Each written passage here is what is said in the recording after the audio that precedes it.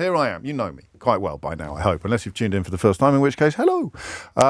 I think that if I were travelling to the United States of America anytime soon, I would be slightly worried that I wouldn't be allowed in. Does that sound mad? It does sound mad at this point. Okay, if they then went through my social media, if they went through my...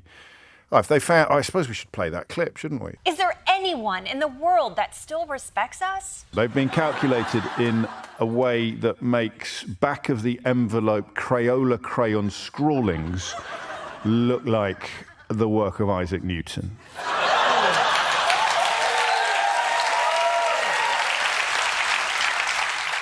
It's a slightly strange state of affairs on almost every conceivable level. But it leads us back to this question of whether or not the West is dead. The West no longer exists.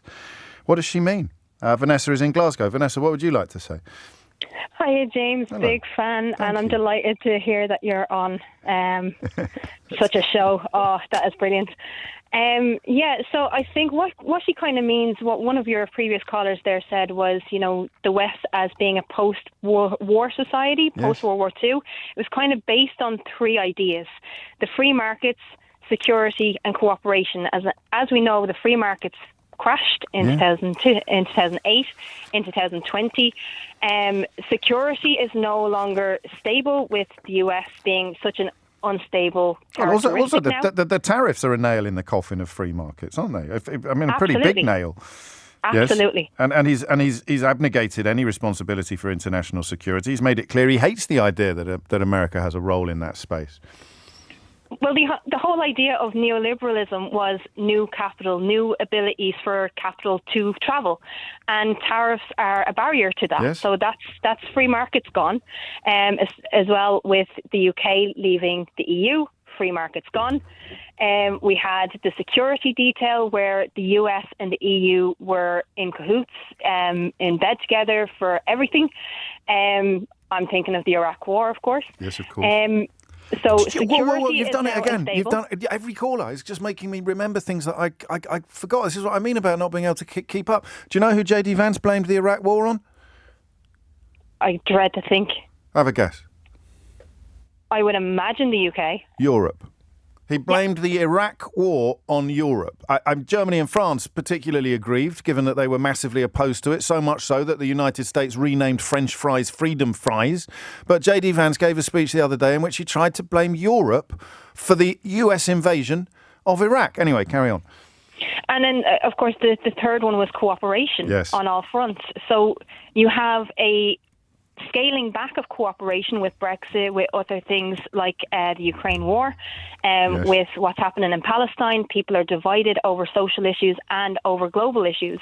So we've never been more close in terms of social media, in terms of the ability to gain knowledge, but we've also never been further apart.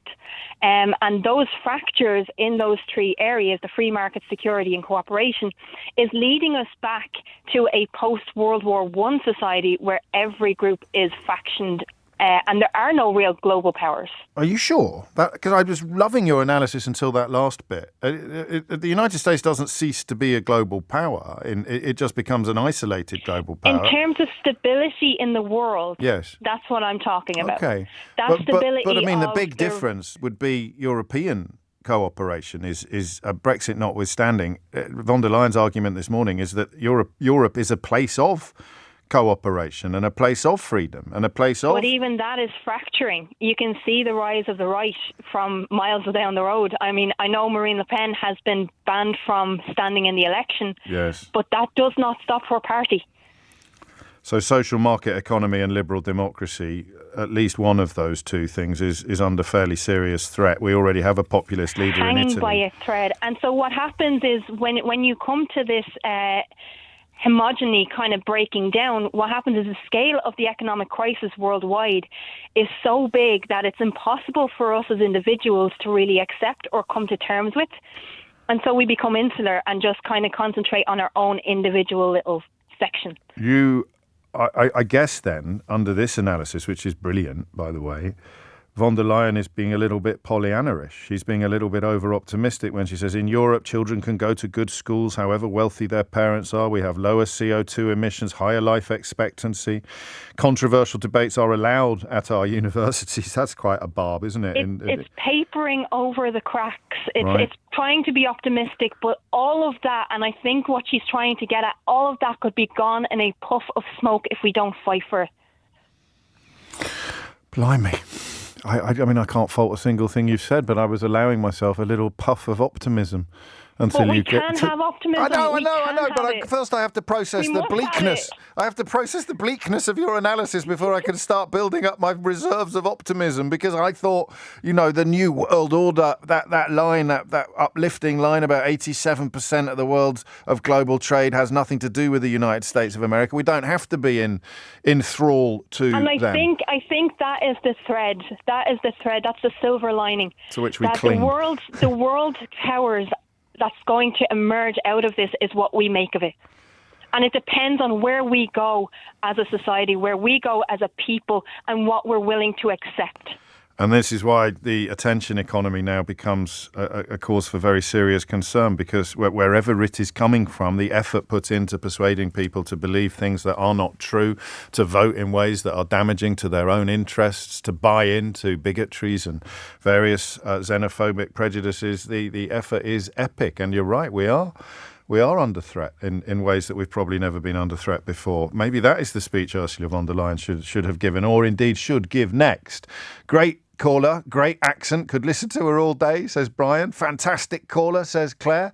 This caller is one of the best you've ever had, and that is a high bar, says John. There you go, Vanessa. You can take that away for the weekend.